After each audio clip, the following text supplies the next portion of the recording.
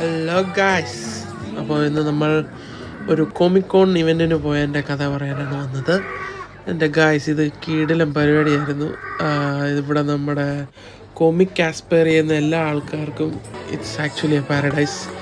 First of all, നമ്മൾ ചെല്ലുമ്പോഴേ ആദ്യം നമ്മളെ ഗ്രീറ്റ് ചെയ്യുന്നതുമല്ല ഈ കോമിക്കിൽ നിന്നുള്ള ഓരോ ക്യാരക്ടറിനെ ഡ്രസ്സപ്പ് ചെയ്ത് വന്ന ആൾക്കാരാണ്. അതാണ് നിങ്ങളിപ്പോൾ കണ്ടത്.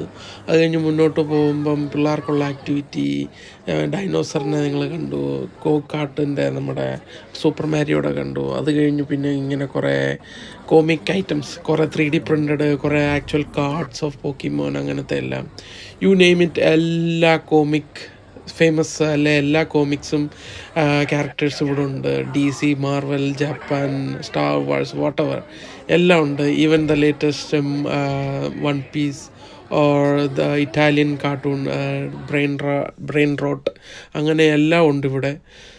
ആക്ച്വലി ഞാൻ ശരിക്കും ഇവിടെ ചെന്ന സമയം പോയത് അറിഞ്ഞില്ല. ഞാൻ ഇതിൻ്റെയൊക്കെ ഒരു വലിയൊരു ഫാൻ ആയതുകൊണ്ട് തന്നെ എനിക്ക് ഒരുപാട് ഇൻട്രസ്റ്റിംഗ് ആയിരുന്നു.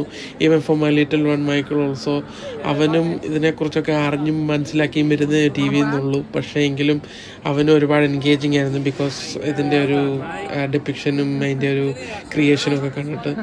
അപ്പോൾ ഇങ്ങനെ ഇതുപോലെ പപ്പറ്റ്സും ഒക്കെ ഉണ്ട്, ആൾക്കാർ പപ്പറ്റ്സിനെ ആയിട്ടും വരുന്നുണ്ട്. അങ്ങനെ ഒരുപാട് എൻഗേജിങ് ആയിട്ടുള്ള ഒരു ഇവൻ്റ് ആയിരുന്നു, ഭയങ്കരമായ ഇവൻ്റ് ആയിരുന്നു. അപ്പോൾ നമുക്ക് ഇവിടുന്ന് കുറച്ച് സാധനങ്ങളൊക്കെ മേടിക്കാം.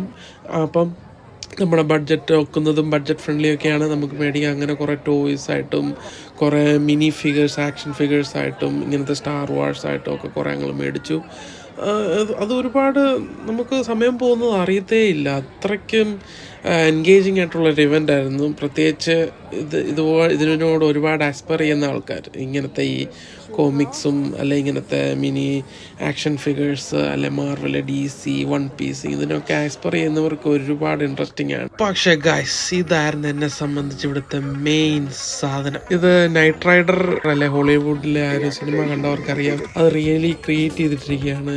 അപ്പോൾ ഇതിൻ്റെ ചാസിസും എഞ്ചിനും ഒക്കെ പോണ്ടിയാക് GTയുടെ ആണ്.